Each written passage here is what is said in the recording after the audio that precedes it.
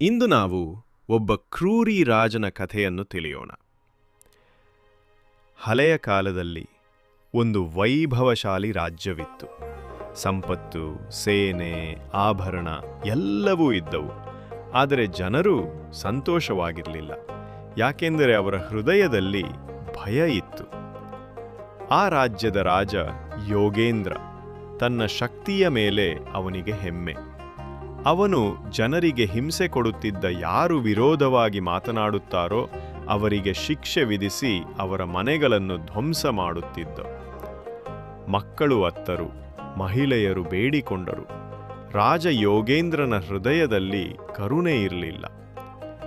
ಆ ನೋವನ್ನು ನೋಡಿ ಒಬ್ಬ ಜ್ಞಾನಿ ವೃದ್ಧನು ಮುಂದಕ್ಕೆ ಬಂದು ಅವನು ಅರಮನೆಗೆ ಹೋಗಿ ರಾಜನ ಮುಂದೆ ನಿಂತನು. ರಾಜ ಯೋಗೇಂದ್ರನೇ, ರಾಜನಾಗುವುದು ಪ್ರಭುತ್ವವಲ್ಲ, ಅದು ಹೊಣೆಗಾರಿಕೆ.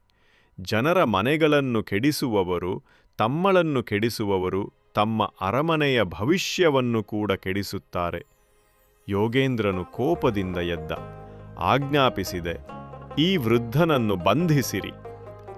ಅಷ್ಟರಲ್ಲಿ ಬಿರುಗಾಳಿ ಬೀಸಿತು, ಮಿಂಚು ಹೊಳೆಯಿತು, ಅರಮನೆ ಗೋಡೆಗಳು ನಡುಗಿದವು.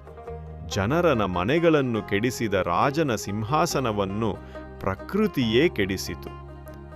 ವಿನಾಶವನ್ನು ಕಂಡ ಯೋಗೇಂದ್ರ ಮಣ್ಣಿನ ಮಧ್ಯೆ ಕುಳಿತು ಕಣ್ಣೀರು ಹಾಕಿದ. ಅವನು ನಿಶ್ಶಬ್ದವಾಗಿ ಹೇಳಿದೆ, ನಾನು ತಪ್ಪು ಮಾಡಿದ್ದೇನೆ. ನಾನು ಜನರ ಸೇವಕ, ರಾಜನಲ್ಲ. ರಾಜ ಯೋಗೇಂದ್ರನು ಜನರ ಮನೆಗಳನ್ನು ಪುನಃ ಕಟ್ಟಿಸಿದ. ಅವರ ಸಮಸ್ಯೆಗಳನ್ನು ಕೇಳಿದ, ಪ್ರೀತಿಯಿಂದ ಆಡಲು ಆರಂಭಿಸಿದ. ಭಯದ ರಾಜ್ಯ ಪ್ರೀತಿಯ ರಾಜ್ಯವಾಯಿತು.